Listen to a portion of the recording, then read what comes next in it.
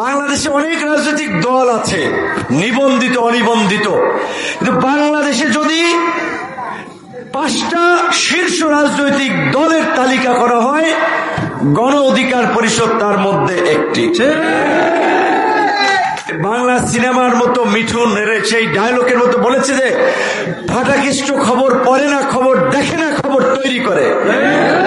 বাংলাদেশে গত 7 বছরে অনেক সময় আমরা পত্র পত্রিকা পড়ার সুযোগ পাই নাই, টেলিভিশনের পর্দার দিকে তাকানোর সুযোগ পাই নাই, কিন্তু টেলিভিশনের পর্দায় পত্র পত্রিকায় আমরা খবর তৈরি করেছি,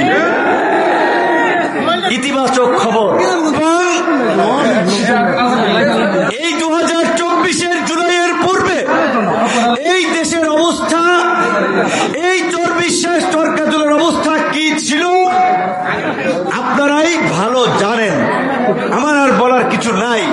কিন্তু এইটুকু আমি আপনাদের সাক্ষী রেখে বলতে পারি, এবং আমার মনে হয় আপনারাও আমার সাথে একমত হবেন, যদি 2024-এর জুলাই বিগত সরকারের পতন